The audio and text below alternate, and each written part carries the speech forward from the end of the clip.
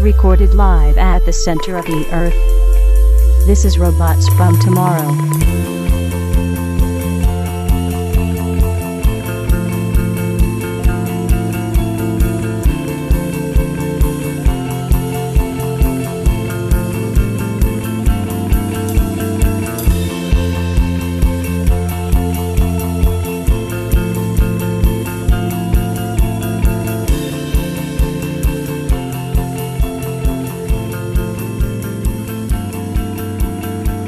Hello and welcome to Robots for Tomorrow. My name is Greg. Glad to have you with us. Before we get too far into things, if you listen to the show and like what we do here, the best way to follow us is over at multiversitycomics.com. Multiversity Comics is still a great way to stay informed about the wide world of comics. The site is updated multiple times throughout the day with all manner of news, reviews, interviews, other podcasts like Make My Multiversity, the DC Theatrecast, and much more. There's a pretty good chance every time you head over to multiversitycomics.com, you'll find something new. You can also check out our full episode archive over at robotsfromtomorrow.libsyn.com. It's the only place you can find all of our 800 plus episodes categorized and completely free. We also have a YouTube channel with videos of current episodes and a growing number of episodes from our back catalog. And you can follow us on Blue Sky at rftpodcast.bsky.social. Today's episode brings back a guest from June of 2016.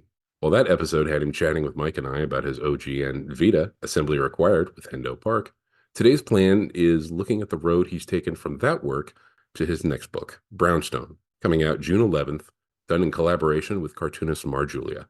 In addition to that, he's been a longtime friend of the show, both in front of the mic and behind the scenes. So it's an extra special treat to get to catch up with him on air today. He's Samuel Teer, and I'm especially thrilled to get to talk to him today. Sam, how you doing? I am doing great. You forgot my most important credit, which is apparently one time accidentally snubbing Evan Dorkin at a convention for dinner. So that's it was not a big deal. It was like it was a fun little thing that a lot of mix-ups at conventions. I try and do my research, I like Paul Lai, I try and look wide and dig deep. But thank you for reminding me. I now have so much more work to do. Oh, you've been away from the bookshelves, but you have been busy. So I want to get in and get your point of view of being a working writer in comics that's trying to navigate the direct market, the book market. Talk about how you decided to not just read comics, but also make them. What was that light bulb? I feel like we mentioned this on like the VEDA episode. Yeah. So for That people was who want almost to 10 pay years ago. right. So people who want to do like continuity kind of listening, I would recommend listening to that episode. I listened to part of it and then I kind of I talk way too much. So Yeah. You say that like but it's a bad thing. no, You know? it's not at all. I'm aware that I do it. Okay. So okay, comics. So me getting into comics really just handed them as a kid. Is kind of like that, like give this to him to keep him quiet kind of thing. So it's like early Transformers, Elf comics, things of that nature. So then really just kept getting them. And then, you have like Ninja Turtles happening. So then there's Ninja Turtles comics. So I'm reading those sorts of things, but Mhm. really making comics Mhm. comes in like middle school, actually, for me. I had gone from being in a private Catholic school to a public school, which is kind of a scary transition for me as kind of an Mhm. anxious kid. Uh, totally not an anxious adult. Definitely 100% not anxious at all. Mhm. But we had this bus driver, and like I had a couple of friends that like we had comic cards and stuff, but we sat at the very front of the bus, like directly behind the bus driver, which is like the uncool seat on the Mhm. bus. And we were always talking about comics and our cards and things like that. And I remember getting on the bus one day on the way home, and the bus driver turns around to me and goes, "Hey, I know you like comics. My husband works at DC Comics."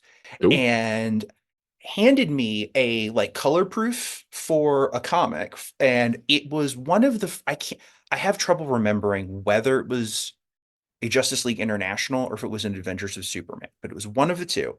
And Mhm. it's one of the early appearances of Doomsday. Okay. So I am flipping through this thing and then flipping through like back and forth. And I am just like, I am looking at something that is not out yet. People can't buy Hmm. this. And that was so exciting to me. And I remember getting off the bus and sort of walking slowly home and like looking at the power lines and everything and thinking, I was like, well, okay, if comics is a job, then that means it's a job I could possibly have. Hmm. And by the time I get to the front door of my house, I'm like, open the door and I'm like, Mom, I want to make comics. And she's like, okay. Hmm. And it's pretty much been that since I was like in sixth grade. There was a very brief period where I wanted to be Kurt Cobain. And that didn't really work out. But that's kind of like the secret origin. Um, Okay. So do you start making, do you like do your own comics stapled and like all that stuff? Do you, there's some of that. yeah. When I was in middle school, I was trying to draw comics. I wanted to be a comics artist. Um, Turns out I do not have the necessary discipline to do that. Hmm. So, and writing and storytelling always came a little bit easier to me. That's something that, like, if you talk to my mom, she would be like, oh, when, she would be cooking, I would pull up a chair next to her up by the stove and I would just be making up stories as like on the fly and Hmm. she's like, did you write any of this down? And I was like, no. I was always kind of like a writerly reading sort of kid. But, um, really, I kind of kept my like comics were not cool when I was in middle school and coming up to high What? school. Sorry. Yeah. It's one of these things where it happened much later. I'm a very old person. So, it's one of those things where like I didn't like by the time I got to high school, I didn't really give a shit what people thought. Hmm. Oh, by the way, listeners, there will be swearing. Yeah. Just They so, already, yeah. yeah. They already know that. Um, But thank you for the so reminder. Yeah. the you're like I didn't really care what other people thought, so I would read comics forever, and people were like, oh, you read comics, and I was like, yeah, they're fucking rad, and they're like, oh, okay, and Yeah. you have enough of like a chip on your shoulder about stuff that people are like, oh, they must be neat or whatever, and Yeah. nobody seemed to care. I didn't really get hardcore into making comics until like the early 2000s when I worked at a comic shop and one of the guys there was an artist. Hmm. And so we were trying to make a comic. And like the way most of these things happen, it just kind of falls apart over time. And then the store closed and I was kind of on my own at that point. And then it was very much like, right around the time that I'm working at the comic shop and making comics is the sort of early existence of the Warren Ellis Forum, which Hmm. I know has a bit of connotations these days, but Yeah. it is part of the story, so I kind of Hmm. have to deal with it. So that was a place of like you could communicate with people who are making comics and get information that maybe you weren't able to get otherwise. And while there was a hierarchy, there wasn't as clear of a hierarchy. And that was a big part of that too, was a lot of young comics people being very encouraging to one another and sort of bolstering everybody and wanting to make the industry better. And that really fueled a lot in me as far as wanting to make comics. And so after this project kind of falls apart, I'm like, well, I'm this is what I'm doing. And so I'm writing. It's the Malcolm Gladwell, the 1,000 hours sort of Hmm. thing. It's very much that. I spent a very long time writing a lot of dog shit but learning how to script comics, how much information is necessary to Hmm. put in those pages, and things like that. So that's kind of what kept me going. It was just there's something about the words and pictures of comics that that sort of juxtaposition that really just, I don't know, like there's not about it, it just calls to me in some Hmm. way, you know. Hmm. Um, to quote Benoit Blanc, it's stupid, but it compels me though, you know. So I really, yeah. Yeah. It pushes a button. Nothing else pushes, right? They push other buttons and they're great, but the comic button, man, when that gets pushed, you're just like, ooh, ooh. Yeah, it really is that. It's like that's Hmm. probably the better descriptor is that, like, I love movies, very much. I don't want to make a movie. That Yeah. sounds like a nightmare. But like yeah, like something about comics is just like I have to do this. Hmm. And maybe it was because it was attainable. Or it seemed attainable. Hmm. The time that I'm getting into comics, there aren't very many like college degrees for comics either. Hmm. So there's not a clear pathway. There's not like you go to this school. It was like I want to say it was like the Kubert school, like those types of like art schools, but there was nothing really for writers at that Right. point. Right. It So was it's like just pick an English department and just cross your fingers that somebody in there gives a shit or sort of knows something. exactly. It was really that. And I was like, that seems like a waste of my time. And so I spent all of that time just any script I could get my hands on, whether that was asking cold emailing comics creators that I was a fan of about Hmm. scripts and things like that. I would get whatever resources I could get, whatever resources were online, whether those were books. At that some point, Bendis had done a Power script book. Hmm. Hmm. Um, all of that stuff was really helpful, and mostly helpful in me finding not necessarily my narrative voice, but my scripting voice, my scripting sort of style. Hmm. Uh, so yeah, that's kind of the journey to like getting unsuccessful journey of getting to the point where maybe I could make a comic. Right. So as you're logging your 1,000 hours or 10,000 hours or 100,000 hours, whatever, when you're thinking, I want to do comics, it sounds like that doesn't necessarily mean like, I want to write Daredevil or I want to write the Justice League. Did you know from the start that there were avenues outside of Cape and Cowl comics that you feel you could get into? I would say prior to joining the Warren Ellis Forum, I was like, no, I want a Daredevil or something like that, or the X-Men. That'd be great. Hmm. And all of a sudden, when you start, like, I discovered indie comics early on in that process. So it's like, Hmm. oh, black and white indie comics, Dina Spiel, Paul Pope, these sorts of guys. Um, Terry Moore. But like, I like getting into the Warren Ellis Forum and seeing like a lot of comics being self-published. There was the publisher AIT Planet Lair doing a lot Hmm. of black and Larry white Young. Yeah. indies. Yep. Yeah. And so stuff like that like made me go, oh, there's a wider world of what I can actually do here. Hmm.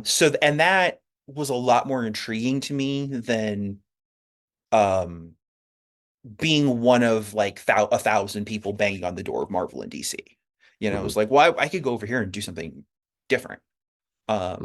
So that was always like my general avenue. Was like, not that I don't like superhero comics, like I'm just Right. fine. Would do them if somebody asked me to, but that's it. Yeah, yeah. I find it interesting in general. What seem like solo pursuits can end up involving interacting with people and sort of building a team. And one of the things that really jumped out at me, and you're not unique in this, but in comics, we think of writing collaborations with artists. They're the creators. But what I saw, how much of a collaboration you as a creative can have with your agent, right? I know people use agents. I know they're part of the ecosystem of this, but you have had several agents over your career for well Yeah. and no, no, no, no, no, I don't mean that in a No, yeah. aka Well, he's difficult to work with. People just like any other circle, things change and things can shift. Talk about realizing you need an agent and getting your first agent. Because that would have been pre-Vita, right? It's post Vita actually. Oh. Yeah, well, we can back up just a tiny bit. Like, so there's a whole episode on Vita in that journey. So Hmm. please go listen to that. But, that's a lot of cold pitching when you're at Hmm. that stage.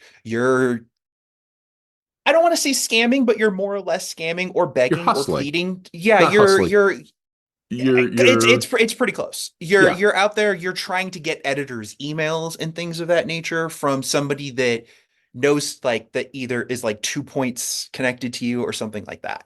Hmm. Which is how Vita got into the hands of Dark Horse in the first place. It was a person that I knew who was working with them. They sort of like I was like kind of begging, was like, can you please can you introduce me? And they were like, you can introduce yourself. Hmm. And so I did.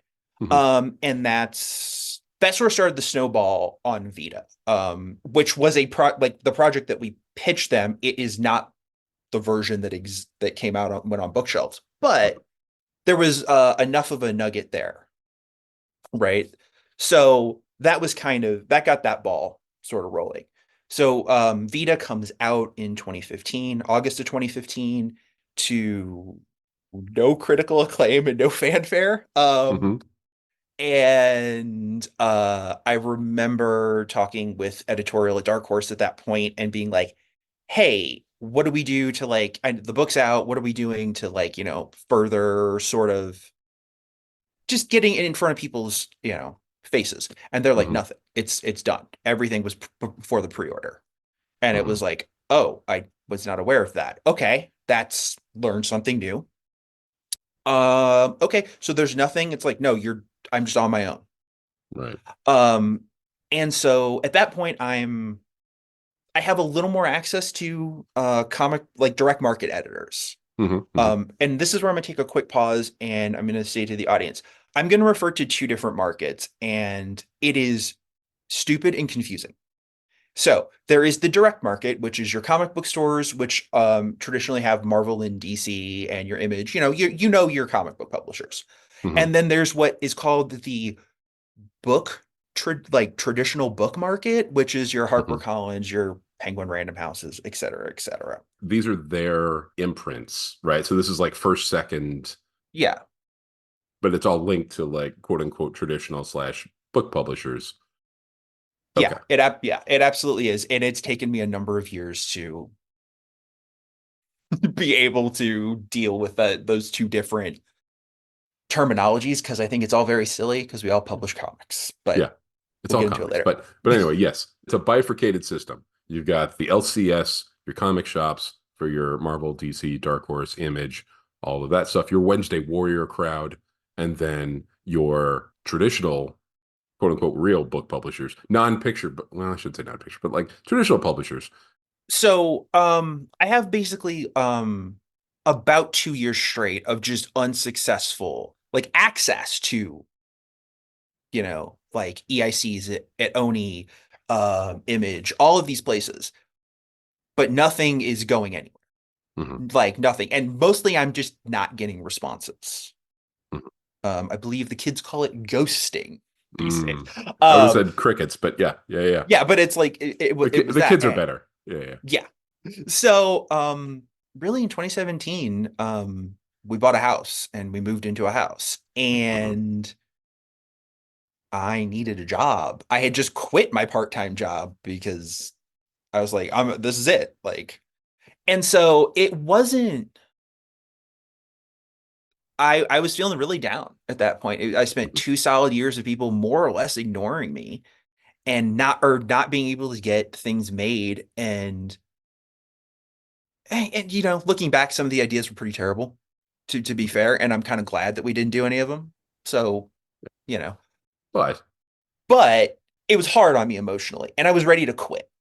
mhm, That's like, and so I'm doing the pod with you at this point, like doing a lot of guest appearances on the pod at that mhm, point. And we like, but like I know my career is like it's dead.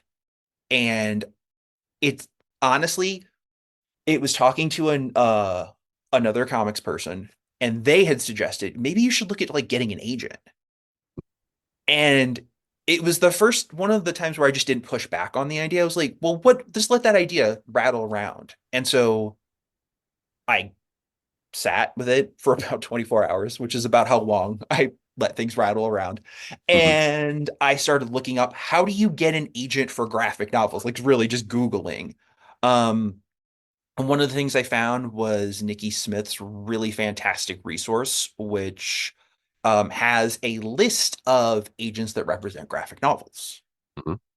And I was like, oh, great. But then there is a very specific process to querying agents for graphic novels. And so I had to do the research on how you do that if you're a novelist as well. Hmm. Um, and so that whole thing kind of started to happen. I'm trying to remember the number of agents I queried on that first time getting going after an agent, and I want to say it was like 50. Okay, that's a lot. Um, That sounds it like a gets lot. it's a lot. It's a lot. Okay, it's like Other key thing, that's not the shotgun approach. That's like mini shotguns. It sounds like, but it I really mean is. that's what But you want to do. yeah, and it is the process. You are supposed to mass query.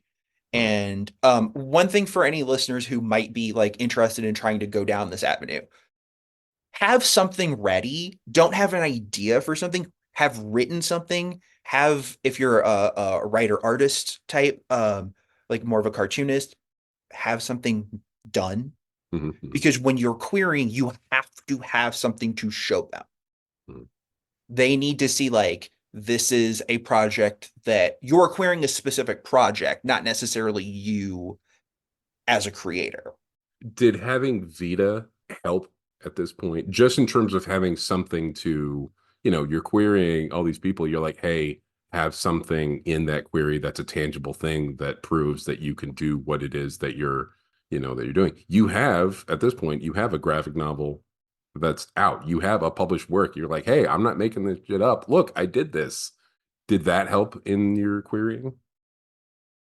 I don't think it harmed anything. It was not a value add. Okay. And I've been told that. Okay. Essentially because that was a direct market thing, they don't care. Really? Yes. Oh, okay. And there are some agents that, and I think probably now there's probably more agents who are like, oh, Mm-hmm, this is mm-hmm. great. You have some publishing experience, blah, blah, blah, blah, blah.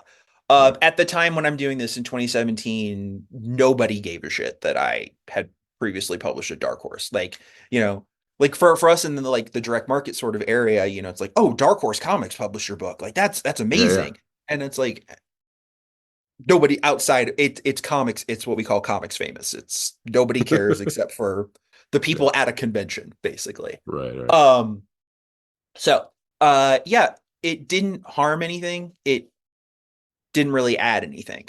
So I end up with like 50 queries out there, and it took a couple of months before I got a lot of rejections. It's just rejection after rejection after rejection. Before I get one person to respond positively that they're interested in Hmm. offering representation. They want to have a phone call.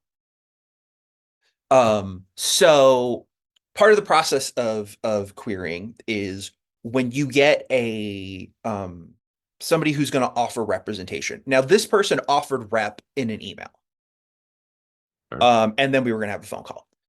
So you're supposed to reach out to the remaining people on your list and let them know that there is an offer. Mm-hmm. Um, and so you do that, and that sort of like gets people to like bump it up in their queue, agents to bump things up in their queue and to be like, oh, maybe I should prioritize this because so and so, this other agent is interested. Um, and so at that point, a lot of them close out Mm-hmm. if there's already an offer of representation. And I ended up with about three that were interested in talking to me.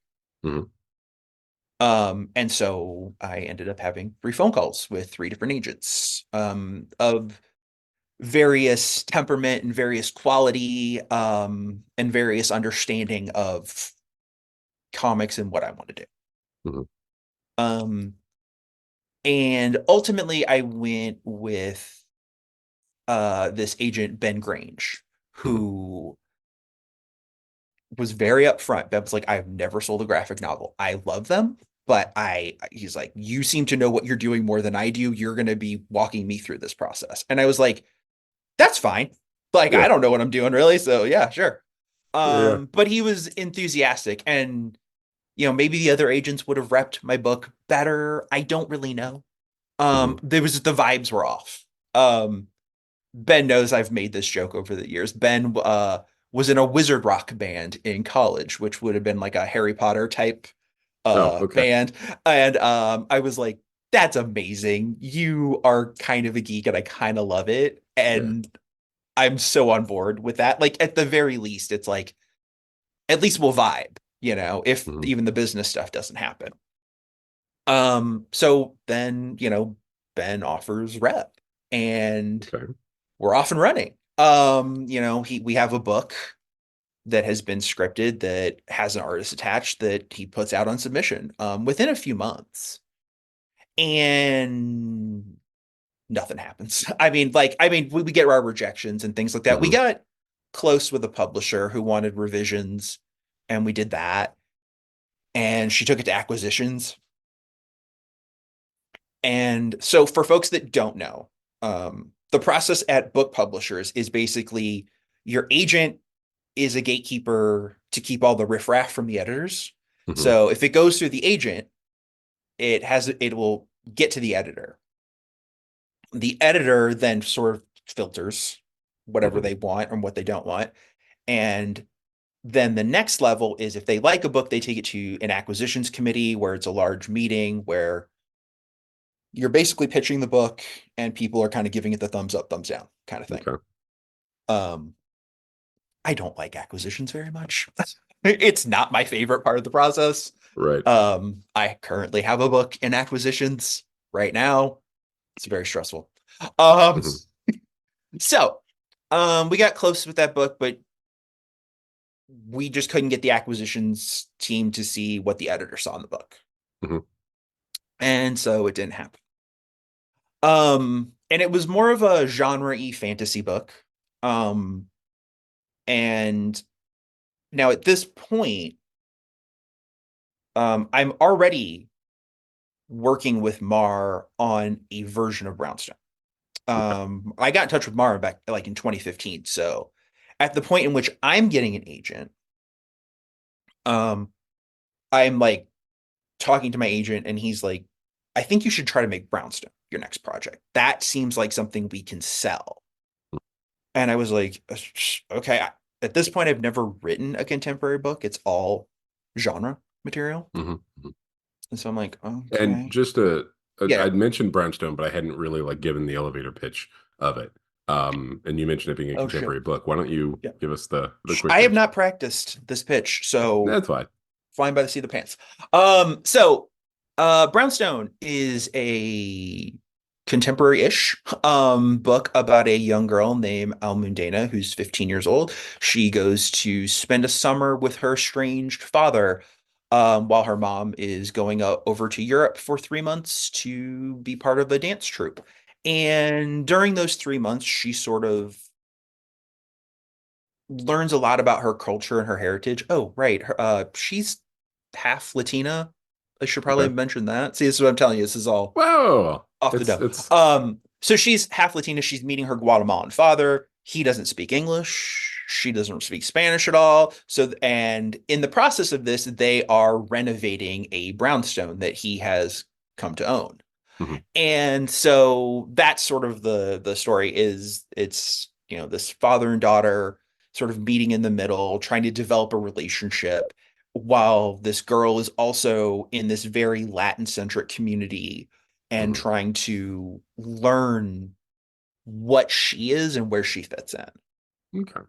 So It this is also in terms of because we're going to be talking about like YA and MG. mhm. This is a YA slash young adult, not genre, but like age group, Yeah, right? yeah. It's so I will, and this is where I will be a little too honest. Middle grade, which is MG, and young adult, which is YA.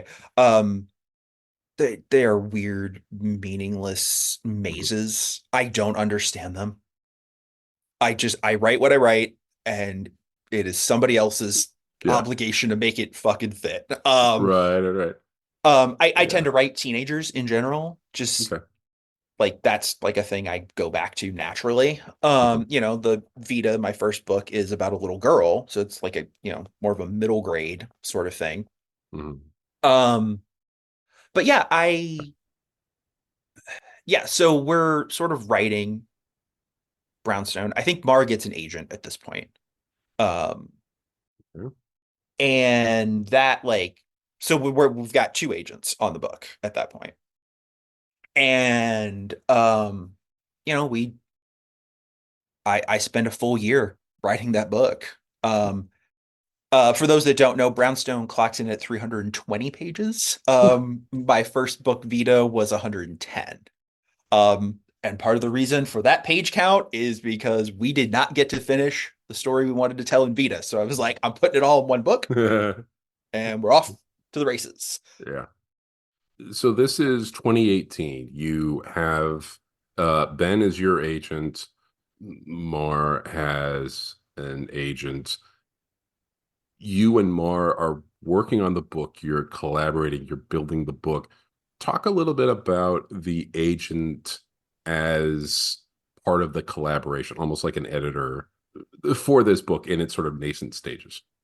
Yeah, so that process with Ben was pretty interesting. It was the first time that I dealt with editors like on Vita, so like there was a lot of back and forth there. Hmm. But with this, it was a little bit different, in that I'm like first, I think it was one of the first times I really bothered to do like a detailed outline. Hmm. Um, and so like, I would give that to Ben, that would get approved, then I would go and script. And then we would sort of do like more detailed notes on the script. Well, like, oh, maybe change this reads a certain way, or things like that, just to kind of, I guess, like shave off some of the edges, some Hmm. of the rougher edges of the book. Um, which sort of to some people might sound like, oh, you're selling out or you're doing whatever. But I'm like, if you want to get your book in front of the widest possible audience, there are always going to be things you have to temper. Hmm. And so that was really what that was. And it was nice to have sort of a trusted person that I could send the book to that, would read it, but also look at it in a business sense where they're Hmm. not, it's not like the same thing as giving it to my wife or something, you know what I mean? Where she's like, Hmm. oh, this is great. I love this. And it's like, Yeah. this like, okay, in order to make this work, we might need to change these things. And so this is sort of where I learned to start ignoring notes, bad notes. Okay. Um, I used to try to like take all the notes and try to make them work or argue the notes. Hmm. And I started learning that like, oh, you take the valid notes and ignore the stuff that's going to break the story that you're telling because I know that better. So that's where I sort of came up with like the general my sort of guiding light for working and collaborating in general, which is best idea wins, not my best idea wins. Which is actually a very important thing for me.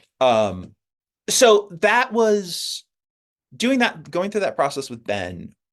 Like you're in the trenches. It's not quite co-writing because he's Hmm. not offering up the changes. He's like, well, maybe look at changing this, or this reads a certain way. I remember there was one battle about cell phones.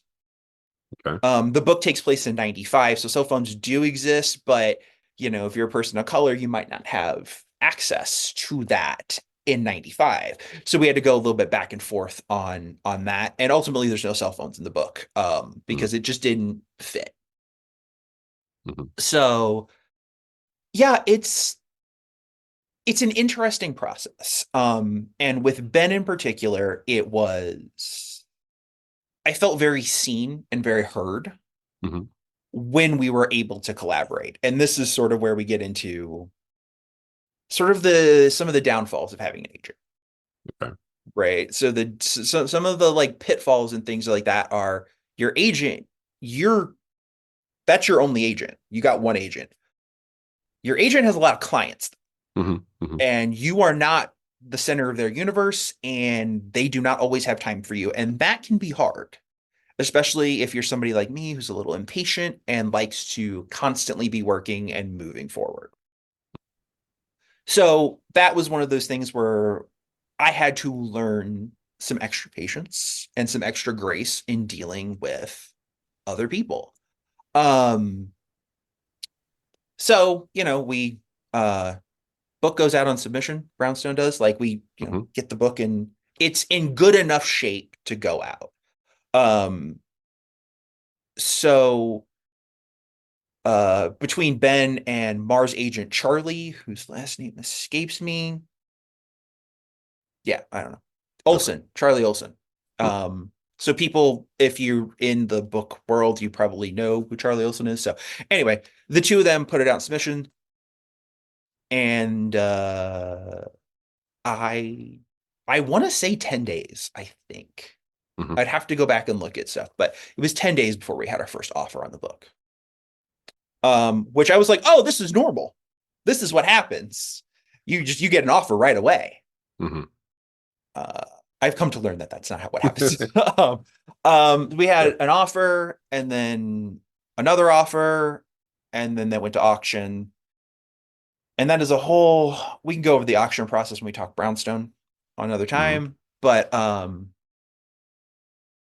you are learning, like I learned a lot about dealing with editors in that process. I was looking at best fit. Who gets the book that we are putting out? Agents, some agents, not necessarily my agents, but some agents want to get the numbers up. That's the goal here. Um, I'm looking for somebody who gets the book and is going to be the least, give me the least amount of grief while the book Hmm. is getting made. Um, so that was very interesting. We had one publisher pull out during the auction because they did not like the answers that Mar and I gave. And we Okay. had to have a small internal discussion about that. And I was like, oh, I get what this process is now. You guys just got to tell me that that's what we're doing. We're Right. saying yes to things even though we might not be considering them. And you're like, oh, okay. You just say, oh, that's okay, I get it. I call it running game on people, but Okay. agents don't like when I say that. Yeah. So, Yeah. Yeah. It but has a that certain is connotation to it, but it. you're like, Yeah. yeah. We ultimately ended up going with a publisher that I felt like was best fit. Hmm. They happened to also offer the most money. Was just one of those instances where it happened to all click. Yeah. So, um, and then at that point, you're mostly dealing with editorial. Usually your agent is like in these meetings. Hmm. But Ben had a lot going on in his life at that point, and so he had kind of pulled back a little bit, and I was kind of doing a lot of this on my own, which working with Dark Horse directly without an agent, I was sort of prepared for and not Hmm. really shy about talking with editorial. Hmm. Hmm. Um, so it was, yeah, it was good and grand, and Brownstone sold, and we were all very excited. And I was like, cool. What's next? Because that's how my brain works. What's the Right. next book? Yeah. Yeah. This one's done. I mean, we just need to sort of finish it Yeah, off, right, and get it out and yeah. whatever. But yeah, I need what's to the next know thing? what's next for me. Hmm. The other thing is contractually, a lot of book publishers put in a clause for an option, which is an option is basically they have an option to review your next book before anybody else. Like a first look sort of Yeah, thing. and Okay. and like movies, it would be considered like a first look deal. Okay. But yeah, and I do not like option clauses. Most creators don't like them that I know of. Um, unless you're really tight with the editor or publisher or whatever it is. Um, so we pushed a book through there to exercise the option clause. They passed on it. So I was under no uh Obligation. contractual obligation to the publisher at that time to pitch them anything. So I could go and develop whatever. Mhm. And developed, I wanted to go back to genre material Okay. and tried that and went a whole lot of nowhere. Okay. So you auctioned Brownstone, it looks like 2019. It lands at Versify, Yep. and then you're working on Brownstone, you and Mar, and then you are also thinking about, what your next thing is. So now we're getting into like 2020. Yep. For those of you listening in the far future, 2020 was a bit of a chaotic year, aka the pandemic. What sort of time frame were you looking at getting the book out? Because in going back and doing, what little research I've actually done on this, I saw a preview for Brownstone on Comics Beat from like 2020. Yep. So, and I'm not that great at maths, but it's now 2024 and the book is Yeah. coming out soon. Let's talk about sort of the Brownstone work Sure. a little bit. Okay, so when we signed the contract for Brownstone and we pitched the book and uh went to auction, all that stuff, they had a complete manuscript. Okay. That was written, that was done. And so it was basically, for folks that don't know, the way a lot of contracts are set up is you get a chunk on signing, usually a chunk on acceptance of the script, and then a chunk on acceptance of the finalized artwork, and then on publication. At least that's what ours was. Hmm. It was Hmm. broken up into four. So, um, so we signed contracts, got some money.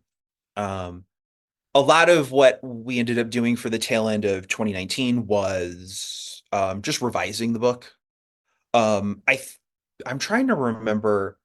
It must have been during this part, and I would have to ask Mar, but the book was 330 pages, and when Mar started thumbnailing it out, it expanded to 380. Hmm. Part of that was just Mar and I still getting our feet underneath us, working together, and part of it was just a little overwriting on my part. So we did a lot of revisions. We locked the script at the end of 2019. Hmm. I think the book was supposed to come out in 2022. I don't even remember when it was supposed to come Hmm. out. I don't know what factors the pandemic played into it. Hmm. A lot of it had to do with some behind the scenes health issues, just with everybody involved, Hmm. Hmm. which were not COVID related. And it's not my place to speak about those. Hmm. So there were some delays. The endlessly amusing thing to me was these delays were not communicated to me because we ended up the acquiring editor Hmm. left I want to say summer 2020. And so then we had a new editor. Hmm. Script is locked. We're into art production at that point. Um and I don't think that when we signed the contract, I raised some flags about the publication date. I Hmm. was concerned. I was like, this seems not realistic. Hmm. But nobody listens to me. Yeah, yeah. So we we kind of make that happen. The book is kind of slowly progressing. I'm sort of done on my Hmm. end. There's a lot of can you go over these thumbnails? Can you go over this lettering? Can you go over this art? Things like that. But Right. those are like a day's worth of work at the Yeah. most. Because like you said, you've locked the script. You've worked with Mar. You're both on really the same page of sort of and then they are now thumbnailing and they're making it a reality. They're doing a lot of the real sort of heavy lifting so that you are, my understanding of this is that so that now you are like, okay, yeah, you are kind of done with the granular stuff and your brain is like, okay, what's next? Yeah,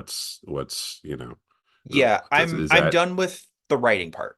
I'm sort of like signing off on things as some sort of authorial voice, which we had to once the new editor came on, it was a lot easier to just establish that up front. There were a lot of emails where I was like, well, what did Mar draw? We're gonna go with that then. You know, well, that's not what it says in the script. We'll go with what Mar drew, and I can Yeah. tweak dialogue to fit. It's Yeah. much Yeah. easier than making somebody redraw something. Yes. Um, so um that was like it was an interesting sort of time. And you have a pandemic and everybody is stressed, and it was a little challenging, I guess. For me, things kind of stayed the same. I mean, I spend most of my time in my house anyway.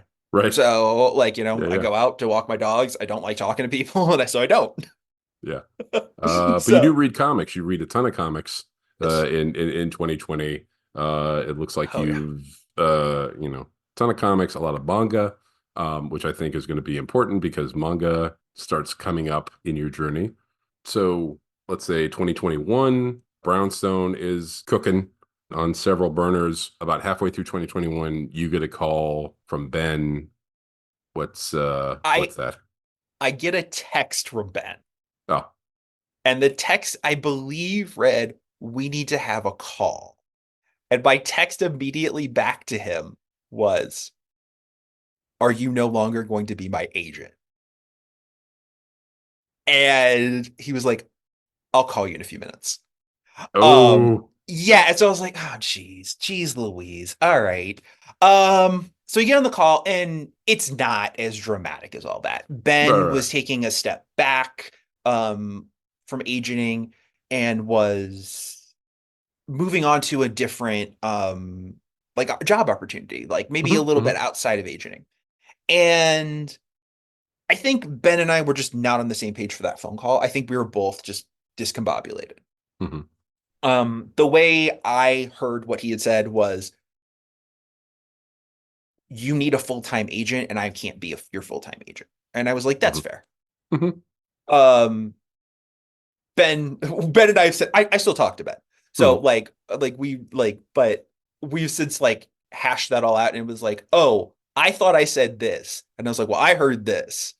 So there was just a little tiny bit of miscommunication that he would have stayed on as my agent, but only part-time. And I was like, I still don't think that would have worked. Like, it Hmm. was Hmm. just not necessarily what I needed. Right. Um, so at that point, we're parting ways. And it is kind of a bummer because you spend, 3 years working with somebody, you develop like a relationship. I know his kids' names. Hmm. Things like that. Like I know his kid's birthday. Like, Yeah. um, Yeah. so, He's part of Team Tier, right? Like he, that's the. well, it's not even Team Tier, it's our team. It's Team Hmm. Ben and Sam. Like that's Hmm. what it is. It's a business relationship, but it's our business relationship. And it's finding out that your business partner is no longer going to be in business with you. And so it's a little like a breakup, and it's a little everything's emotional with me. So, Hmm. but like Ben and I were both very respectful to each other, and we knew that like, hey, the other person is going to be okay, Hmm. and we'll still chit chat, and we're still friends and all that Yeah. good stuff. Yeah. So, and Ben was like, I will do everything I can to help you get an agent. Hmm. And so I have a couple of like projects that Ben was going to put out on submission that just didn't happen because of that. So I reached out to Ben is reaching out to people. I reach out to Mars agent Charlie to see if he like I don't know any other agents at this point. Right. I'm like, and so I'm like, hey, Ben is no longer gonna be my agent. Here's what happened, just so you know up front. Right. There's no chaos or anything. Nobody's difficult to work with. And would you be interested in agenting me? And Charlie Olson agents a lot of big authors in comics. I think he might be Jeff Lemire's agent. I might be speaking out of turn about that. I'm not totally sure, but I'm gonna say it anyway. Yeah. But like, like deals with writers, and was very nice and just said, I don't have the capacity to take on another writer right now. Hmm. And I was like, totally cool. But Yeah. he had a couple of people at his agency put me onto them. So I ended up having my second agent was actually two agents. Hmm. Now, in my head, I'm like, two agents. That's got to be better than one agent. Yeah, yeah. It's two agents. Yeah. Things are going to So happen twice as fast now because I this is got gonna be double the great. capacity. Yeah, yeah. And I remember having a very distinct call with them before I signed with them. And I Mhm. said very clearly, I am a YA author. I know middle grade is big. Mhm. I will write a middle grade as soon as I have the right idea for a middle grade. Right, I don't currently have that yet. But when I get there, I will prioritize it. And that was all agreed upon, yada, yada, yada. So I signed with them. I think I went about 3 weeks between agents. okay. I got really fortunate that also, and I've established this in my previous appearances on the show, I have a weird boldness with people where I will just email somebody and just ask them point blank. Hmm. And sometimes it's beneficial, sometimes not. Fortune favors the bold. In this instance, it worked out. Good. So I have two brand new agents, and we have a project, and it's ready to go out on submission, and it goes out, and nobody gives a shit. Uh-oh. It was like, oh, all right, well, and you can't really blame the agents for that. That's Hmm. timing. That's a whole bunch of other things happening all at once. It's again another fantasy project. Hmm. Like, so I'm like, all right, not great.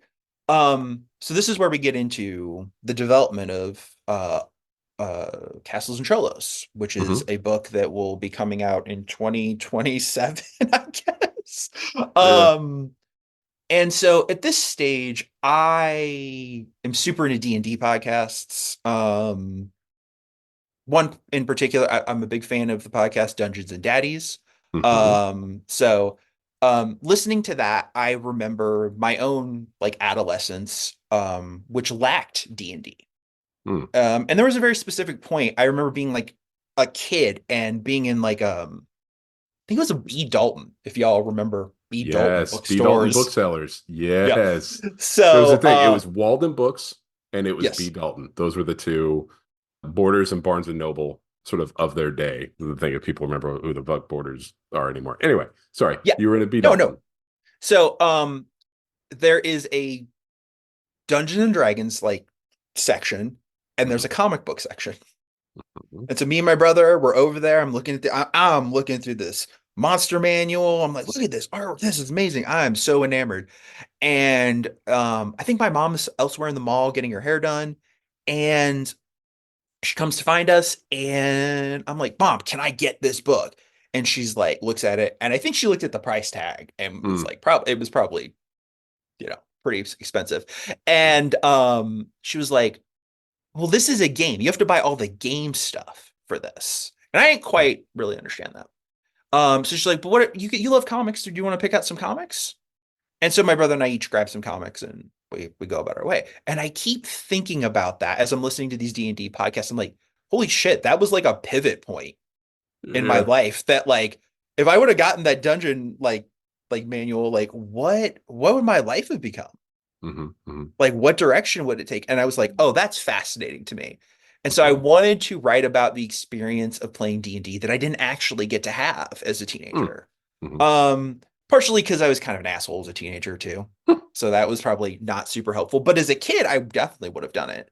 Um, but I was like, oh, what's this about? And so in very brief, Castles and Cholos is a graphic novel about a group of Latin American kids who play a D&D like game called Castles and Creatures. And um, one of their table has I'm not gonna, he's gone to juvie Okay. and is gone. And they've sort of in the time that he's been gone, he has, they've had their own table. There's new rules. There's kind of a new dynamic. They bring in a new player, and then this kid from juvie returns. Mm, And all the drama that you would expect from teenagers yeah. sort of follows. Yeah. Um, and I was like, really just, I had the idea for like the title for a long time. For a Hmm. few years, I was like, Castle Cholos, Castle. And I was like, oh, maybe you like take a group of like gangbangers and put them in like a Lord of the Rings setting. And I was just like, it's just, That's Dungeons Nah. and Daddies. That's literally Dungeons and Daddies. It's just an isekai. And I was like, no, I'm not. What's the thing that would excite me to work Mhm. on? Because at this point, Brownstone's been a long project, and I have to continue to have renewed enthusiasm for it. So it was watching the first episode of a TV show called Reservation Dogs. Mhm. And I watched this show. It's about like four kids who live on a reservation. And all of a sudden I was like, oh, they're assholes to each other. That's it. That Mhm. was the thing that clicked. And I was like, no, it's a group of kids playing this D&D like game, and they're instead of sitting at the table and having a conversation, Mhm. they just let everything bubble under the surface, and then it explodes, and then you get kind of an Nice. interesting, like, dramatic storytelling. Mhm. Um, Mhm. so my two agents have that book. And I write a pitch. They're like, love it, write the script. They're like, can we make this middle grade? And I'm like, Ah. there are things in the book that are very teenage, Mhm. as far as like relationships and things like that. And a lot of the content is skews a little more adult than Brownstone, but like just a smidge. Mhm. Mhm. And so I pushed back. And I was like, I don't think that's the right thing to do here. I understand that middle grade is really big, but Mhm. this does not feel like a middle grade book to me. Mhm. And I was very polite about it, and they were like, "Oh, okay." So I'm like, "Okay, I got their notes. Keep working." So this is during a duration of about 7 months, Okay. and I get an email that they are dropping me as a client. Out of the blue, sort Yeah, of. it was more or less out of the blue. Okay. I was waiting on some notes, or like not even notes. I was waiting on a response for something from them. And I had followed up about it after about 2 weeks, and they were like, "Oh, by the way, here's this email." And I'm going to be honest with you, Greg. I to this day am not totally sure what the rationale was. I know the Mhm. rationale they gave me, but it was very unclear. Okay. And so ultimately, I was just like, So this this is a fait accompli. Like this decision has the been made. We are informing you yes, that our yes. representation of you will end. Yes. And so that is not how agents are supposed to work. When there is a conflict, Mhm. you are supposed to get on the phone, chat, and see if you can resolve it. Mhm. If there was a conflict, I was unaware of it, Mhm. and there was no conversation had. Okay. It was just like, we're done. And it was like, and I'm like, oh, okay. The only thing I followed up with is like, what happens with castles? Mhm. Because that was a project they were looking at, they tend to get first rights on something like that. Right. They like, so I could take it to another agent, for example, but they were still entitled to their 15%. Mm. What they were nice enough to do Mhm. was say, we are going to, I don't remember the term they used, but they basically took their hands off it and said, we're not going to, you can take this to your next agent. You can Mm. use this project. We will never ask for a dime for it like this. We're foregoing all of that. Right. And I We're was cutting like, our ties with the thing. mhm. Okay. Yeah. And it was like, okay, well, I mean, beneficial for me in that I was able to turn around and go out and query again.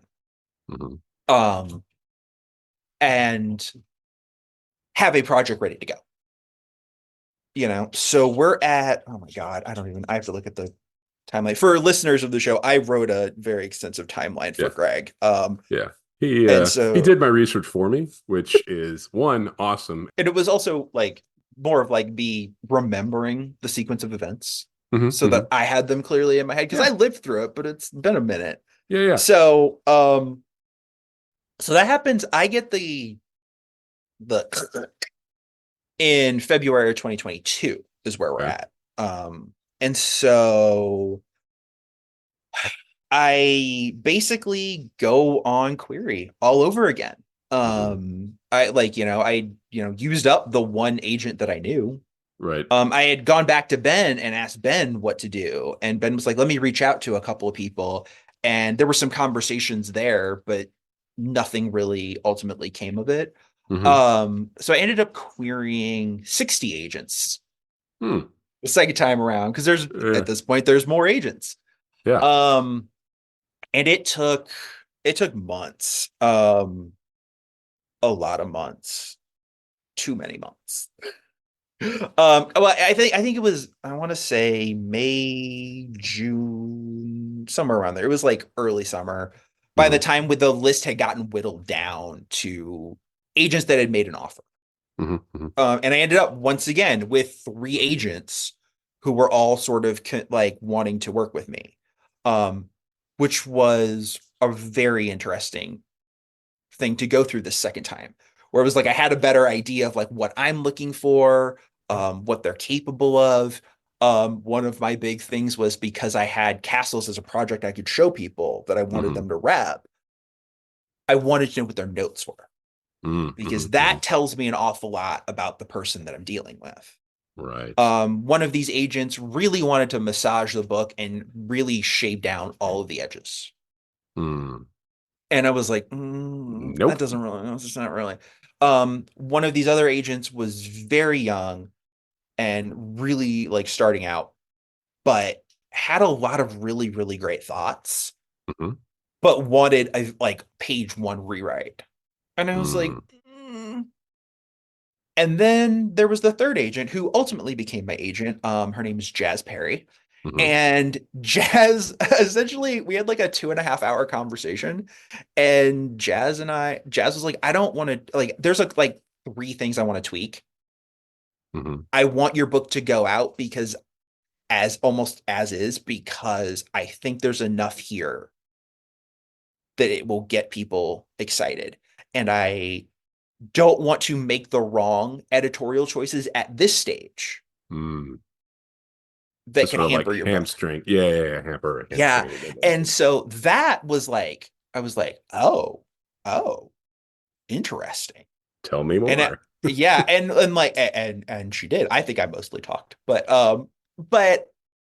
there was a vibe. Like I was Mm-hmm. like, Jazz kind of gets comics, and you still like the young. I have learned that the younger an agent is, they tend to have a better sense of comics in the book market as well as the direct market, Mm-hmm. because they're Mm-hmm. sort of they're getting a lot more clients that want to straddle the lines between the two.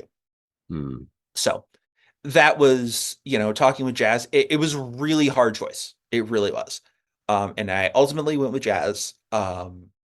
The other agent, Maeve, is actually friends with Jazz. So Hmm. they actually had a conversation about it, and Maeve was really disappointed. And I was like, I feel so bad, but like, Yeah, yeah.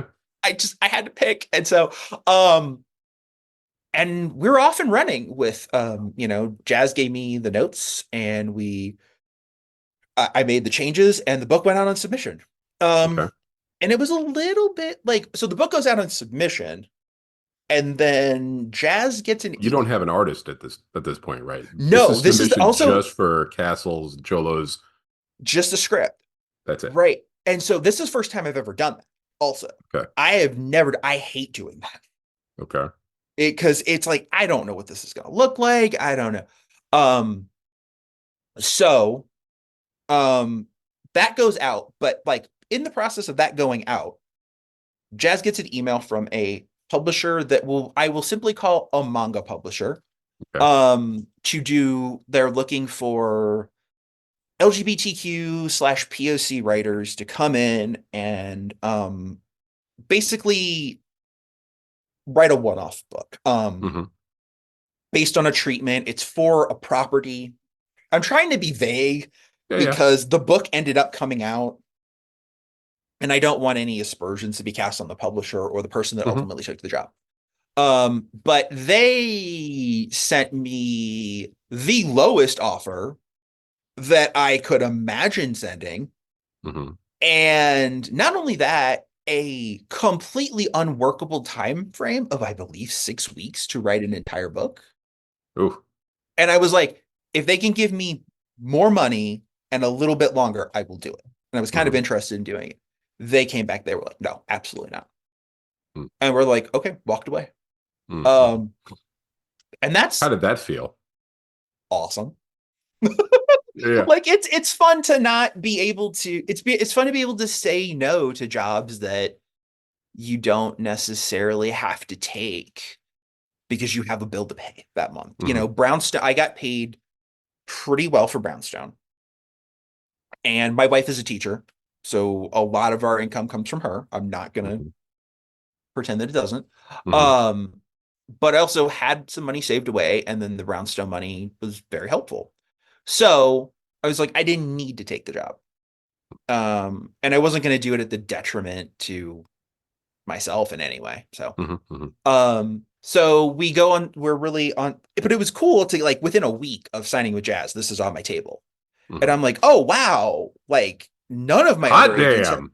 yeah, none of my other Yeah. agents have brought anything to like that. And I've asked, and, you know, I was like, can we do that? And they're like, oh, I don't really have the connections. Mm-hmm. Um, and so that's one of the things that I ended up learning the hard way about agents is that a lot of this is a reputation based economy with Mm-hmm. agents. And a lot of your success matters on what their connections are and what their reputation is. Mm-hmm. So you know, somebody like a Charlie Olson, you know, people see a Charlie Olson pitch slide into their inbox, they trip over themselves to go check it out because they know Mm-hmm. this guy knows quality. Fair. Right. If you're getting a younger agent, that you're farther down in the queue for that kind of thing. Mm-hmm. Mm-hmm. So, um, we, oh, there was a second manga publisher at this point. I don't know. I can talk a little bit about it. Sure. Um, but Your I call. won't talk. I won't talk too much about it. So a few months later, a second manga publisher shows up in Jazz's inbox asking for a sort of a similar thing. But they don't want us to do. They don't want us to write a property. They want an original book. Mm-hmm. And so we have like I think I pitched them like six. They wanted like they asked for like six small pitches. So Mm-hmm. I send them six small pitches. We don't hear anything for months. During that time, this is going to kind of bounce around a little bit, guys. So Mm-hmm. you're gonna have to follow. That's fine. So at this point, I believe Castles ends up at Versify, which is the publisher of Brownstone. Mm-hmm.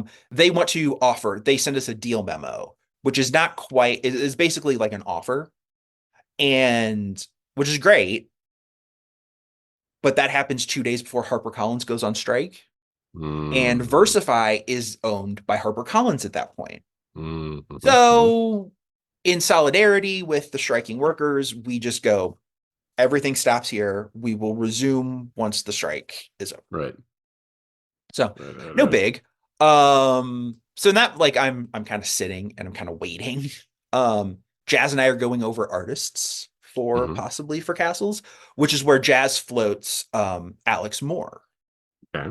And I remember this because we were texting. Jazz texts me and is like, what about Alex Moore? And I'm like, well, of course, she can't mean the Alex Moore, the cover artist for Dungeons and Daddies, whose artwork I've been looking at for the past, I don't even know how many years on a daily basis as I listen to this podcast. Mm-hmm. I was like, it can't be. And then I was like, well, send me their portfolio. And she texts over the portfolio and I recognize Alex's icon. And I'm like, oh my God, it Yeah. is Alex. So Ooh. I'm very excited. And Mm-hmm. Mm-hmm. immediately I'm looking and I'm like, yes, like reach out to Alex immediately. Um, and it's really like it's probably one of those dream moments. And I know it's like very silly because people are like, well, I don't know who the fuck Alex Moore is. And I go, my general thought is you will. Mm-hmm. I promise you this. But Alex is just such a fantastic artist that Mm-hmm. I'm Mm-hmm. so stoked. Um, Jazz sends Alex the script. And Alex like reads it like in a weekend and is like, I love this. I want to do this. Absolutely. Um, so we go into like while that's happening, stuff is sort of being developed with the manga publisher, not a manga publisher, but the manga publisher. We'll say it like that. Um, and so they come back and they're like, we like these two pitches, pick one. And I was like, okay. And so I picked my preference and we go into development on that, which is a non-contracted, non-paid sort of process, Mhm. which I've never done before. So I was like, well, that's intriguing. I'll try that out. I don't know what that looks like. So this is basically you have an idea, you're fleshing it out. There's an agreement that it will probably find a home at this manga publisher, but there's no like, here's your development money. Right. It's not spec necessarily, but it's also not like on the clock, right? Yeah, yeah. Okay. Like, just to be clear, I'm not being paid for it. It's not Okay. being paid. No one is getting paid on that project at Right. all, unless Okay. it goes through acquisitions and is successfully acquired. Right. Um, so that's happening while I'm getting very excited about Alex. Mhm. Um, the strike finally ends at the Yay. beginning of 2023, I believe. Uh, and ends for the good, I believe. Mhm. I don't want to speak out of term, but um, so we're able to do the contract negotiations and stuff like that, which I was very like demanding and like, no, I want a way better deal. And Jazz had to explain to me that the last deal that they gave you is actually better than most deals that I've seen. Mhm. So let's get that. Mhm. And I was like, oh Oh, shit, okay, fair. Like yeah, yeah. it's sort of the thing where you're like, well, power, I have power now, and I'm gonna tell you what you're gonna pay me, and just Yeah. like you actually got a really good deal last time. Like I don't usually see royalty numbers this high, so Yeah. just let's Yeah. Yeah. See, like, let's not rock the let boat. me just give you a little bit of context. It's a good Right, deal, right, you and know? I was like, oh, Oh, okay. all right, well, yeah, okay. Um, and so at that point we have to sell editorial on Alex because there's a lot of discussions about artists. So Brownstone is at Versify. Castles and Cholos is joining Versify, but the editor that you have on Brownstone, even though it's the same company, isn't automatically like that's not your editor, so that any project that you have automatically goes to them. Castles and Cholos is now at Versify, but it has It's to the be sort same. of matched up with necessarily a different editor or No, we submitted it to the editor of Brownstone. So Wesley, her name is Wesley Turner. okay. Um, and Wesley was like, because we were having we have monthly meetings with Wesley just to Hmm. like go over Brownstone progress Yeah. and shoot the shit, find out what else I'm working on, what they're looking for, kind of stuff. So a lot of that, like like, and this is where things get a little atypical. Uh, this is not normally something that I think a lot of editors do. Some do, some don't. Wesley and I get along pretty well, so it just seemed to work. Hmm. So we have these monthly meetings and we chit chat. And so in these monthly meetings, we're talking about artists for castles. Um, and so Wesley has some ideas. I am pretty much holding on to Alex very tightly, where I'm like, really want Alex. I'm like, Hmm. I will absolutely consider any and all artists, Right. but to me, you have to Yeah. beat what Alex is bringing to the table. Right. Alex is the benchmark, the Yeah. bar that For anybody else will have to clear in order to replace them as the artist in your mind. yeah, Got it. so it's got to be something really special. And so what we ended up doing is pushing Wesley just a little tiny bit to take Alex's art to I'm trying to remember. I don't, it's not an acquisitions committee. It's like a different committee, but takes it there to make a determination about whether or not they will approve that artist for the book, which is essentially like going into acquisitions for the same book a second time. Hmm. Hmm. Hmm. Um, and we get a very lovely email that they are on board with Alex's art. And I am like, yes, I told you, I'm a yes, Yeah, yes, yeah. so hyped. Um, and at that point, I believe that Alex signs with Jazz as well. Alex has said elsewhere that like it was because of me, and I was Hmm. like, that you signed with Jazz because Jazz brought you to me. And so like that's Yeah. all Jazz. I'm She's the not straw that's stirring this drink. yeah, Yeah, yeah. I'm not going to take credit for something that is not me. I would love to, but I just like no. Jazz was on top of that, and it was really great. Um, so we land the artist that I'm like excited about, and I'm like, oh, this is amazing. And then we're furthering development on the manga project, and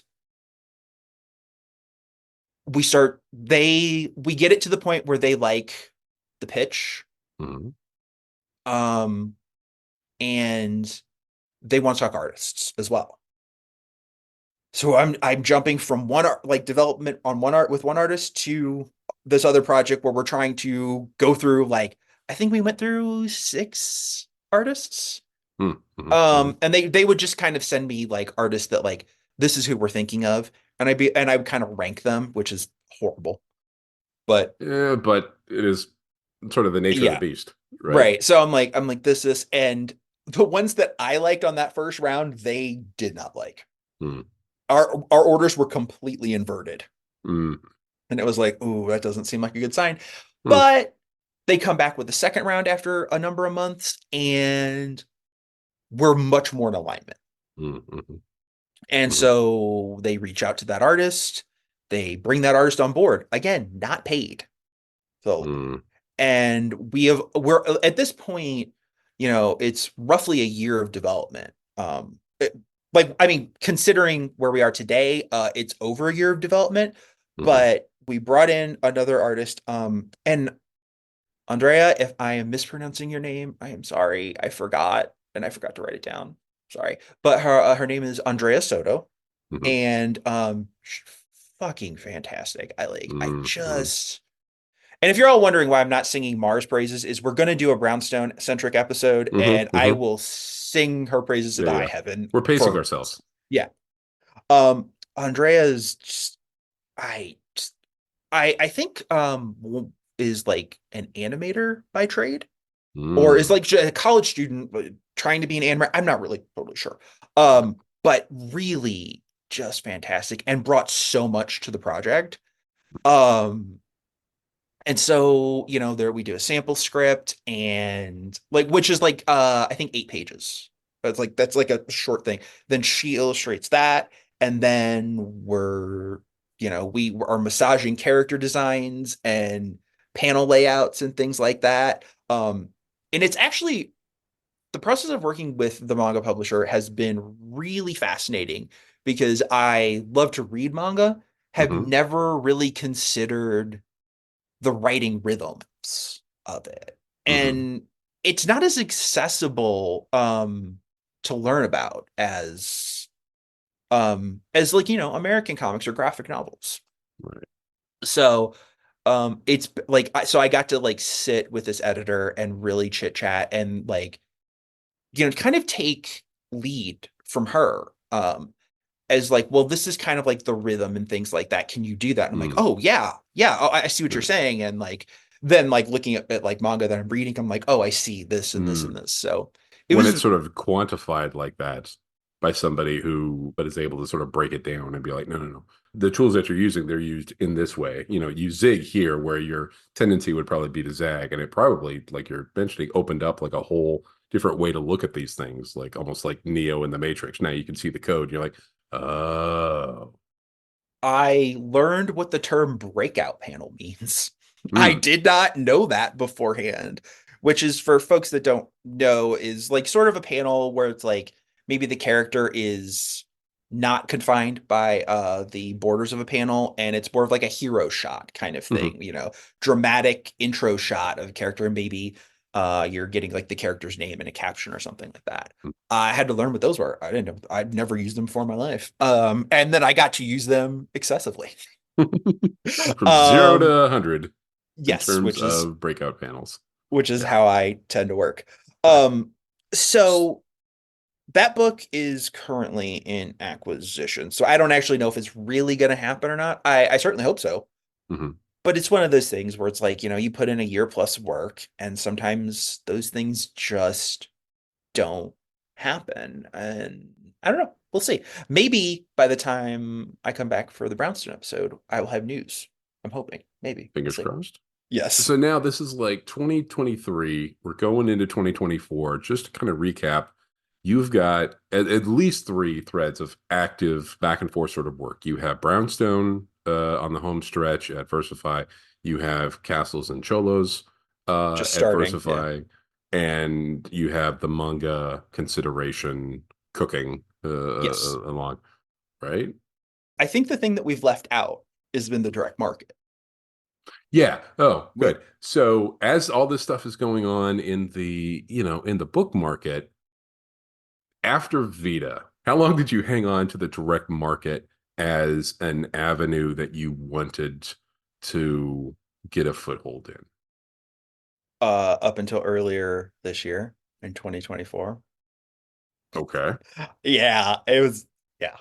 So as all this agent stuff is going on and Mhm. with Ben and then the duo and Jazz and all of this work in the book market, the direct market, is there any like agent overlap? Is Ben making any whatever into the direct market on your behalf? Ben didn't have those connections, so I sort of brought him the Hmm. connections. He had a couple that I didn't have. I think Boom was one of them. But just so everybody listening can have like a coherent picture. From the moment I got started trying to make comics in like 2000 Hmm. up until earlier, like at the beginning of 2024, I have been pitching the direct market multiple projects every single year.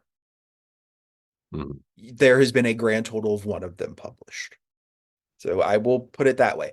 Hmm. I have always wanted to go back to the direct market and do something there. I Hmm. love the direct market. I worked in it as both as somebody who was a writer and also as somebody who was a comics retailer. Hmm. I have a deep affection for it. Hmm. It does not seem like the direct market wants a lot to do with me, but it's whatever. But I have it's constant pitching. So for Hmm. example, with Ben, he didn't have as many of the connections, but I could bring some of mine to him, Hmm. and we kind of put them together. With the duo of agents, they were just they made it pretty clear they were sort of uninterested in that. It Hmm. doesn't pay enough to be worthwhile. Hmm. With Jazz was like, it does not pay enough. I want you, you know that. Um, but if it's something you want to do, I will see what I can do. And Hmm. has some of those connections. I think Jazz only has one other client that is a comics writer in the same way that I am. And I Hmm. believe her name is Sun M, who is very fantastic and has a book called Animal Heads. And I think you should all read it. I don't actually know Sun. I'm literally just a fan from a distance. That's Hmm. like that. So that's how that recommendation's coming. I'm not like this is not me floating my friends' books. Right. So I tried really hard for the direct market, and this was the first year that I didn't give up. It's not that I gave up. It's Hmm. just that I kind of went. I spend months and months of my life developing specific pitches for specific editors, um, and not like in a vacuum. Like I talk to them ahead of time. Hmm. Do you want to do something? Like, what do you want to do? And they'll kind of give me some guidance and I'll put together something. There was, I think it was last year. I think it was last year. I talked to somebody at an editor at IDW, and he gave me some very specific parameters. And I gave him like a really short pitch, and he goes, I love this idea. This sounds amazing. Get me the pitch, the whole pitch. And then I sent him the whole pitch, and I think like 3 or 4 months went by, and by the time he got back to me, he was like, "Yeah, this is just not what we're looking for." And I was like, Hmm. "Literally what you said." Okay, whatever. Yeah, yeah. It's a lot of that. Mm. Hmm. And so look, I will say this, I've loved the direct market. I will happily do a comic in the direct market. Hmm. Um, I'm not an unreasonable person in any way, shape, or form when it Right. comes to like the finance stuff. Um, but you got to want to work with me. Yeah, yeah. That's the thing. Got to meet you So halfway. yeah, Not even like halfway. Like you'll go for further than halfway, but there's got to be some, there's got to yeah. be some reach So out. but like I mean, like you're talking about taking like, you're talking about like taking bumps from the direct market, and it's 20 years almost constantly, Yeah. with one light in there. And at some point you just go, okay, well, I know I can get certain things made. Hmm. Um, so that's a big part of it where it's like, okay, well, I kind of do YA. I tried my hand at a middle grade book. We put that on submission. Nobody wanted it. Hmm. Because it's a very Sam book. It was very meta. And Hmm. I don't think people were totally wanting that at the moment, which is fine. Hmm. Um, Fair but loss. yeah, I mean, I'm hoping that I get to do it at some point, because if I get to do it, it will be batshit nuts and people will love it. I really honestly, anybody who's like actually read it loves it. Hmm. But when you're looking at it in terms of like financial numbers, how do we make this a Ooh. success? It becomes a little harder, Hmm. you Hmm. know? So we'll see. We'll see if that project ever comes back around or not. But, having an agent saved my comics career. Like Mm. getting an agent really did save my comics career and gave me a whole different career that was vastly different than that kid getting off the school bus telling his mom that he wants to make comics. Like he would never pictured that this is the avenue that you go down. So that was kind of really fascinating to see all that happen. And don't get me wrong, I get frustrated about it because I'm like, oh my God, how many more teenager books do I have to write? Like, how Hmm. many, like, and so the thing that I've been doing is if you are any kind of success in comics, and that can be the direct market, that can be the book market. Although I do think the direct market affords you more opportunities to do things different. What I've seen in the book market is we think this is going to be successful. Looking at Brownstone, they're like, we think this is going to be successful. Can you give us another brownstone? And I'm Hmm. like, no. I mean, I can't, because that was a culmination of my entire life. But like I don't have anything more to say about that subject. Hmm. Um, so what I've learned to do is find other things that are exciting to me, but sort of filtering them in a way that fits that sort of the rough parameters of what YA is. Hmm. Hmm. And the parameters of YA have changed. Now there's upper YA and lower YA. So lower YA skews closer to middle grade. It's for kids who are grown out of that. YA is sort of upper YA is sort of in between standard YA and more of an adult fare. You can deal with more intense subjects. It's all it's all gobbledygook. Yeah. But I a lot of it, like I just had a meeting this last week with Wesley and Jazz. And I expressed my frustration. I had told them like I'm tired. I feel like I'm repeating myself, and mentioned this project that I was developing that we will just call Teenage Contract Killer. Okay. And I was like, it's not like a thing I could get made. And Wesley actually encouraged me. She's like, I I think I know how I could try to sell that to a room, Hmm. if that helps you in any way, shape, or form. And I left that meeting just last Wednesday, just revitalized, and was like, Mm. oh wow, maybe I don't, maybe I'm not as confined by these parameters. Um, and so, it's sort of finding like, okay, this is a book about a teenager, but what are Hmm. the genre elements that I can sort of bring in that are exciting to me and that I want to, work on? And that's kind of been my new guiding light as far as like crafting projects is what are what is something I can get made, Hmm. hopefully. And two, what is something that I'm going to be excited to work on for anywhere between 2 to 6 years and to be talking about for the rest of my life. Hmm. And so that's how I pick my projects, which I am very fortunate to be in that position. There are a lot of other comics creators who don't get to do that. Hmm. And I very much recognize that I am very fucking fortunate to be able to do Hmm. this and to be able to do things that are essentially me with very little filter placed on them. Whether that turns out to be good or bad, we'll see. But so Yeah, as we wrap up here, one of the things that jumped out at me is the difference between the book market and the direct market. The Not longevity, the pace is completely different. The direct market is it's warp speed. Every Wednesday, boom, what comes out? Boom, what Yeah. comes out? What comes out? And I feel like as a creator in that environment, from what I've heard from creators talking about that, that churn is something they have to deal with, but it also helps them develop in a certain manner. Like they don't have time to noodle around on things. In the book market, it moves on like geologic time, and it takes a different type of mindset to be able to keep your sanity and keep your focus through that. You have to shepherd one project, but you have to be thinking on this other project that you may be trying to get off, or you've got two projects going sort of at the same time in different things. On a day-to-day basis, what do you think has led to your success in being able to stay focused?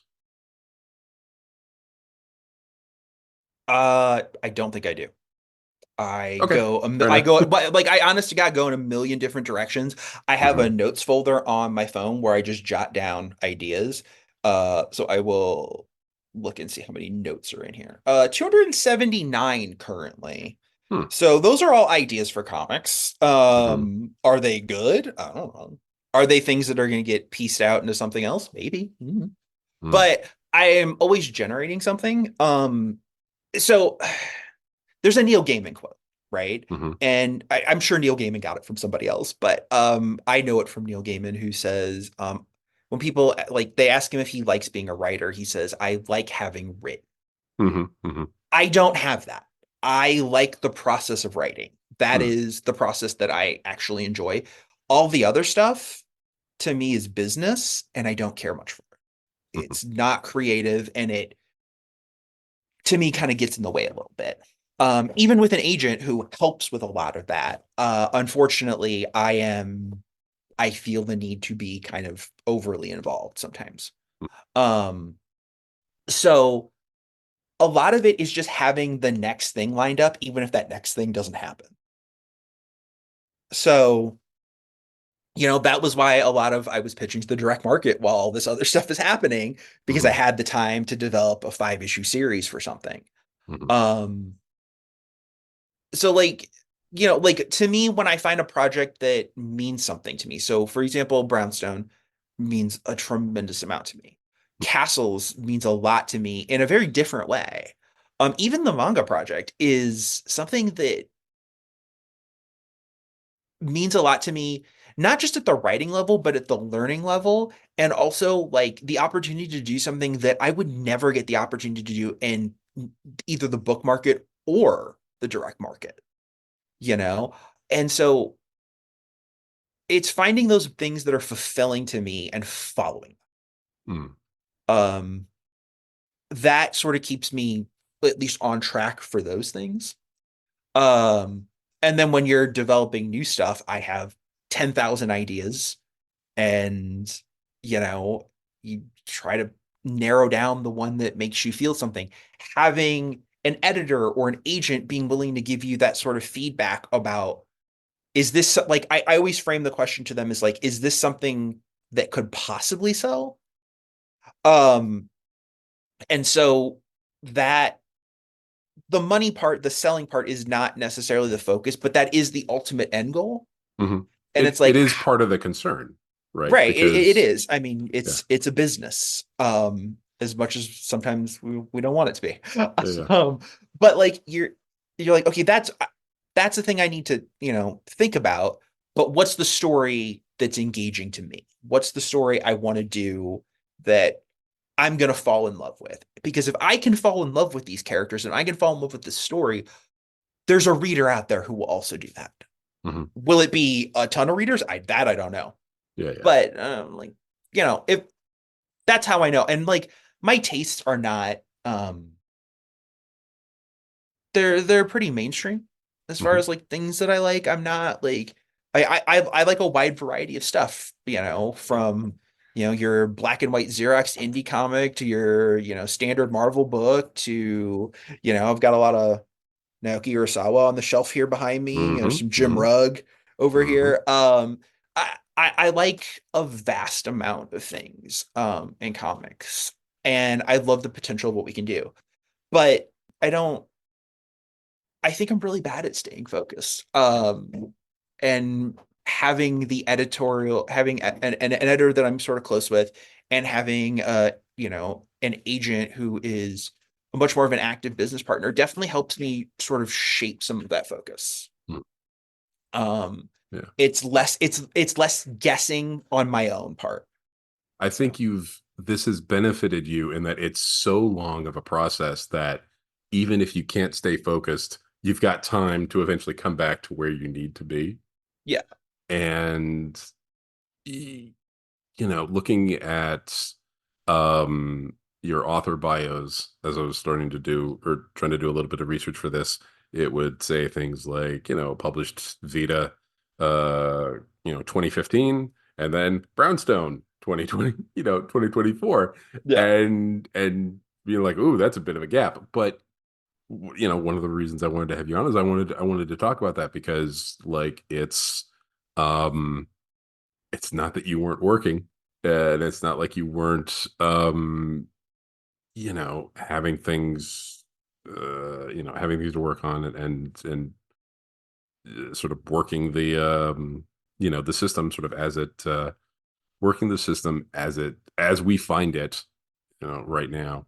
um it has been really interesting to get to go step by step and sort of see this process in real time, that we see the end result of it, right? All we see is book, nothing, nothing, nothing, nothing, nothing, nothing, book. But to then be reminded that, oh, no, no, stuff, is happening on the other end, I think is it's a real treat, and it's a real gift to be able to be reminded of like, no, no, no, a lot of work goes into these things, and to see it, and it helps it helps people appreciate the end result more. I, you know, I think. Yeah. And I hope for like anybody out there listening too that like wants to make comics, or you're maybe starting out in your journey. For every success that you see, and I'll talk about just my career in specificity, there's Mhm. probably 50 failures. Whether that's projects that never get started, whether that's things that go to acquisitions and don't get picked up, whether that's things that just you just get ghosted on. There's so many projects that fail for these ones to have a success. And I don't know how other creators work. I don't talk to a lot of other writers. Um, so I don't maybe it's easier for, like your Matt Fraction or your Brian Bendis. Maybe Mhm. it's easier just there's like, hey, I'm showing up. I'm gonna Yeah, do a book, and people are like, yeah, here's some money. I don't know. I have no yeah. clue how that works. What I do know is that like on my end, like there's a lot of failure and there's a lot of frustration and there's a lot of hard times in between, oh, look at this book announcement. You post the book announcement on Instagram and people are like, oh my God, that's so amazing. And I'm like, it is. But also all I see is the journey between that Mhm. stuff. Um, and so it's also nice for me to like frame it in this way because I get to like maybe look at it through somebody else's eyes and see, oh, there are some successes there, and maybe you should take those wins and Mhm. not be so crabby all the time. Yeah, And yeah. It's a good deal. It's yeah, basically, yeah, yeah, yeah. like I said, I'm very lucky to be able to. I have to work within the parameters of YA, Mhm. but I choose to do that. It's Right. not like I could quit. Yeah. I could wait for Brownstone to come out and go pitch something to Image and try to transition out of that if I really want to. It's not. I think wherever direction my career goes Mhm. from this point, unless it goes down the toilet, uh, I will probably continue doing YA graphic novels because I have a genuine affection for them. Yeah. And trying to find fun ways to bring in some genre elements. Hmm. Hmm. Like this rough idea for a teenage contract killer. I'm like, how can I do that and make it something that might actually get through acquisitions, but still be a story that I actually want to tell and doesn't feel neutered? Right. Is Challenge kind of accepted. it's Yeah. very a challenge, and it's like, oh, that I can kind of thrive on that a little bit. Yeah. So, well, it's, I hope for more avenues to open. The thing that I've learned the most is I don't think any measure of success comes from hard work or talent. Mm. It comes from a combination of a little bit of talent, a good amount of hard work, and identifying opportunities as they're presented to you. Mm. Mm. Mm. And that to me is I've gotten okay at that. And so, you that's the sort of the key thing. Like, like I don't have to give very much advice to young comics creators because I don't do very many conventions anymore. Um, but that is the advice I would say is like get good at identifying potential opportunities. So, and seize them. Seize them. Yeah, yeah. All the work you're doing is so that you can be prepared for the split second when that opportunity presents itself, and you can be like, "Yes, I will do that, and I can do that," and then that opens up the rest of a career. Sam, thank you so much for being back on the show, for talking about this, for being so candid with your road to this point, and I look forward to talking more about Brownstone and stuff you've got coming up in the future. Thank you for having me back on, Greg. And also, just like you mentioned it earlier, but like I've been a friend on the podcast, but also behind the scenes. Hmm. And that friendship is very important to me. And so I'm really glad that we got to take this time and like get to talk. We got to do a little bit of fun pre-interview stuff, which was very Yeah, lovely. yeah. And like listeners will will always note that when I'm on, the episodes are a little longer and they're a little looser. Uh, So, but that's what I'm people show happy. up for.